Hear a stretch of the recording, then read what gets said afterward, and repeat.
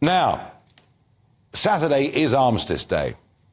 Up until the Second World War, that was the moment that was commemorated around the country. Since the Second World War, it's been the nearest Sunday. But an organisation called the Western Front Association, set up over 40 years ago to honour those that fought in that great conflict of the First World War, they revived the whole thing about 25 years ago. I've been a member of the WFA since 1987. I attended that first laying of a wreath at 11 o'clock on the 11th at the Cenotaph.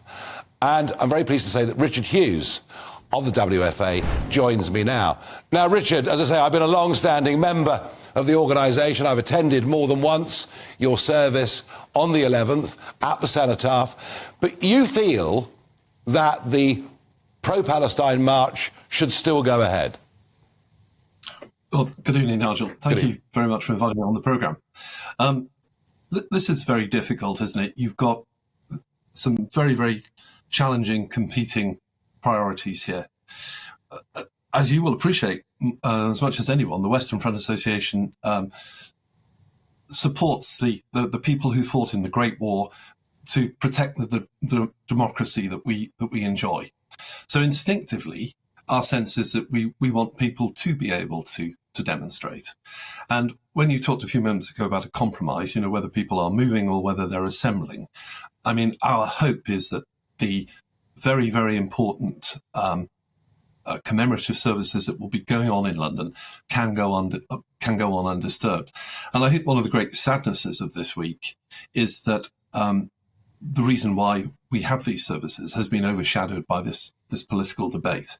And there's no doubt at all the Metropolitan Police are in a very difficult position because they're trying to manage remembrance events. There are big sports events, and there's also a huge demonstration. So they are in a tricky spot. And what seems to be clear is that this complex relationship between Sadiq Khan, the Home Secretary, and the Mayor is very, very unclear to many of us. Who's got power and who's got influence? Absolutely. I mean, who's in charge of all of this? They're passing the buck. It's the most ridiculous game. But Richard, be honest with me.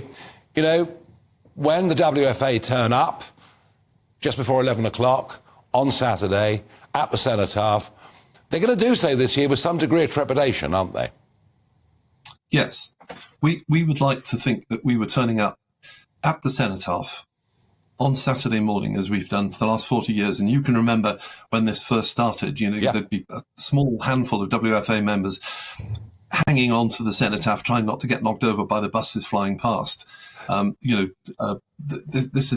It's a very, very sacred and important act of remembrance on behalf of this country. And we would like to go to the Cenotaph thinking only of that and not of the political debate that has been going on this week. No. And I'm sad that even if it goes ahead smoothly on Saturday, this week has been tainted because of these discussions which have been going on.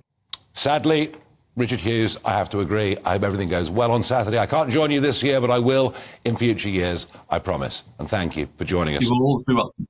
Thank you very much. Thank you.